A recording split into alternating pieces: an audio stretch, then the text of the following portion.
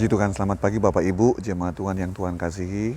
Yang kita juga kenal Tuhan sebagai pribadi yang mau bertemu dengan kita secara pribadi.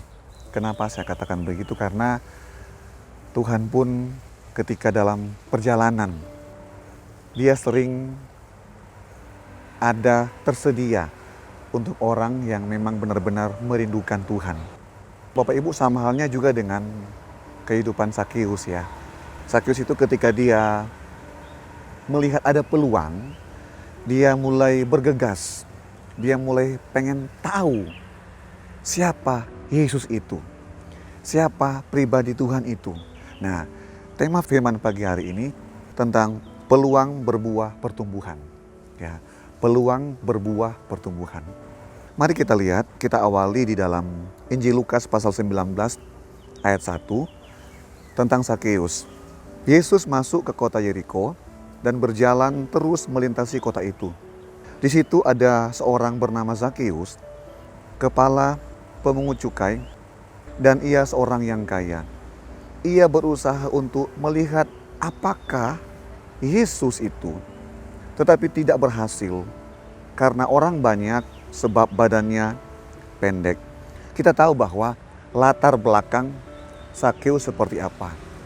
Kalau kita mungkin lihat atau mungkin kita pernah tahu tentang arti nama Sakeus, dia mempunyai arti tulus dan murni.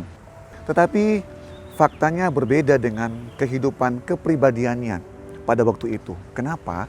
Dia sebagai pemungut cukai, kepala pemungut cukai, dan dia memperoleh sesuatu yang harusnya tidak dia terima, tetapi mengharuskan orang banyak untuk memberi kepada Sakeus pada waktu itu. Orang banyak mungkin menjudge dia sebagai ya orang yang tamat, orang yang berdosa, orang yang kikir, orang yang kaya. Tetapi ketika ada perjumpaan dengan Yesus, ya, ketika ada satu komitmen bahwa iya, saya mau ketemu dengan Tuhan.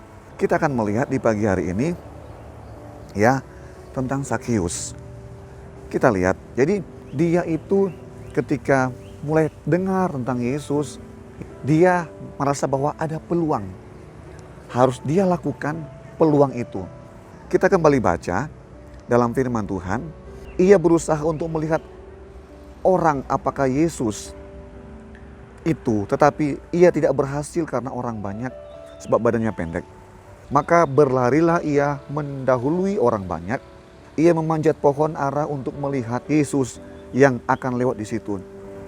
Ketika Yesus sampai ke tempat itu, ia melihat ke atas dan berkata, "Sakeus, segeralah turun, sebab hari ini aku harus menumpang di rumahmu." Bapak Ibu jemaat Tuhan, kalau kita bisa gambarkan secara luas peristiwa ini, sebetulnya bukan hanya pribadi Yesus menumpang ke rumahnya Sakeus, tetapi kita lihat bahwa ada terjadi terobosan-terobosan, terjadi satu perubahan. Bahkan meskipun orang banyak mengatakan, wah itu ngapain Yesus nginap di rumah orang berdosa? Ngapain Tuhan itu nginap di rumah kepala pemungut cukai? Tetapi apakah Tuhan nggak tahu tentang kepribadian Sakeus? Ya Tuhan tahu, Tuhan ngerti, Tuhan pahami. Tetapi ketika Yesus berkata, "Sakeus, segeralah turun, sebab aku ini harus menumpang di rumahmu." Bapak Ibu jemaat Tuhan, ketika ada satu upaya dari Sakeus, di situ terjadi perubahan. Ya, situ terjadi perubahan yang besar. Ada pertumbuhan yang Sakeus alami. Yang mungkin pada waktu itu ketika Sakeus ngomong dengan Tuhan, sepatah kata Yesus sampaikan kepada Sakeus di dalam rumahnya Sakeus. Wow, kita percaya bahwa satu perkataan Tuhan itu terkandung kuasa yang besar. Mentransformasi banyak hal dalam hidup kita. Bukan soal fisik saja.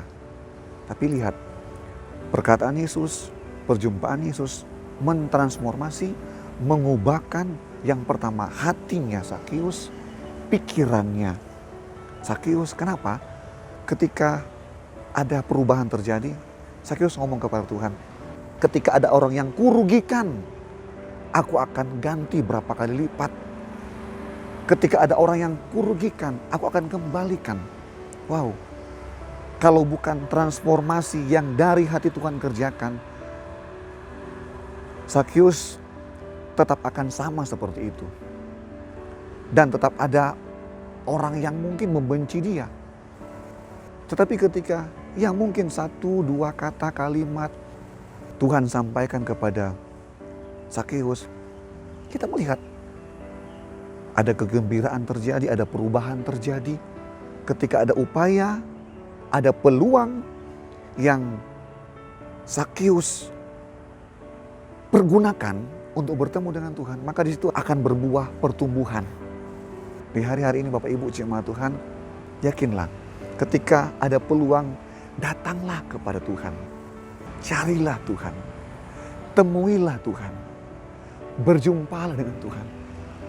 Kalau saya bisa pakai bahasa saya, kita pengen tahu tentang Tuhan itu pribadi seperti apa. Bukan tentang tahu dari orang lain, orang banyak yang berbondong-bondong menyebut Yesus, tidak. Tapi Sakius dia adalah orang yang pengen tahu siapa Yesus itu. Dan ketika dia tahu, dia alami menyatu dengan Yesus, maka wow, itu berbuah pertumbuhan rohani. Ada kegerakan terjadi dari seorang pendosa, dari seorang pemungut cukai, kepala pemungut cukai. Tapi ketika dia berjumpa dengan Tuhan, wow, sesuatu terjadi ketika datang dalam hadirat Tuhan. Sesuatu terjadi ketika ada keintiman dengan Tuhan, pribadi yang intim dengan Tuhan, akan terjadi kepuasan. Bukan hanya soal kepuasan materi saja, bukan.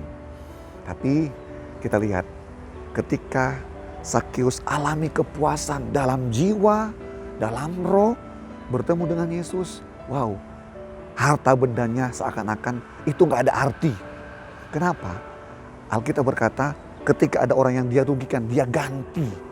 Seakan-akan Bapak Ibu gak ada arti kekayaan yang dia miliki. Ketika berjumpa dengan Yesus di pagi hari ini, perjumpaan dengan Yesus mengubahkan segala sesuatu dalam hidup kita.